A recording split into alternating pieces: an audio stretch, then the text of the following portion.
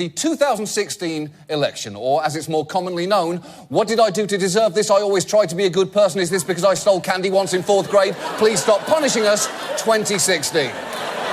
This week saw the first presidential debate where, as I'm sure you know by now, Donald Trump's performance consisted mainly of an incoherent jumble of sniffles and nonsense, like a racist toddler coming out of dental surgery. And it all culminated in this amazing assertion. I think my strongest asset, maybe by far, is my temperament. I have a winning temperament. I know how to win. That is an incredible statement. If he had looked straight into the camera and said, "I am a small Korean woman," it would have been more believable. And for the record, you can't incoherently rant about having the best temperament. That is a claim that disproves itself. It's like getting a forehead tattoo that says, "I have excellent judgment."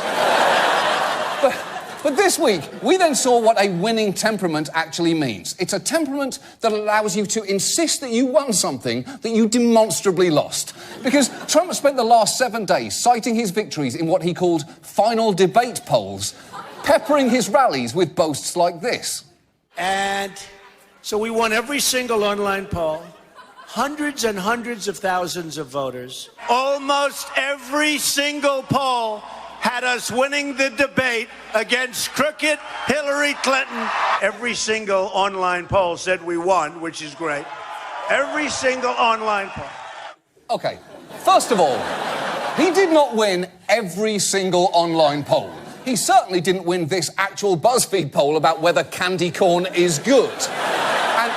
And if you're wondering who did win that, it was BuzzFeed, you idiots. BuzzFeed wins every BuzzFeed poll.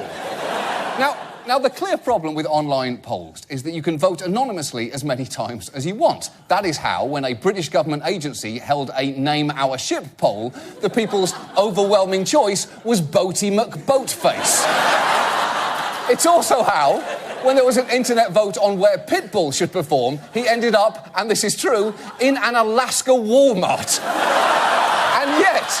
And yet, Trump kept citing these nonsense polls, as did his media boosters like Sean Hannity.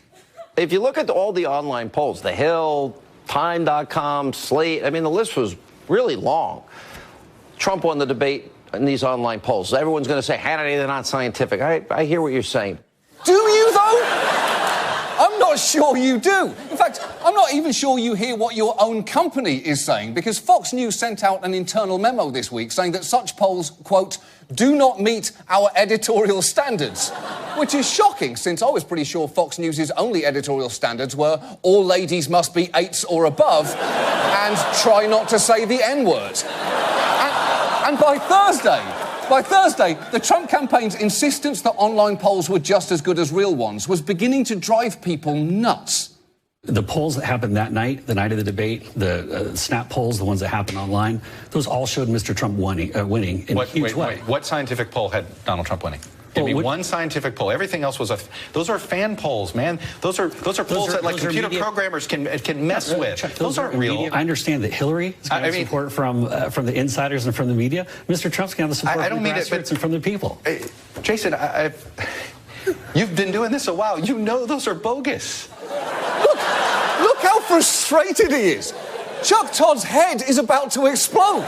And you know that this pains him because he's talking to a fellow goatee wearer. And usually they have to stick together against a world that makes fun of their ridiculous facial hair.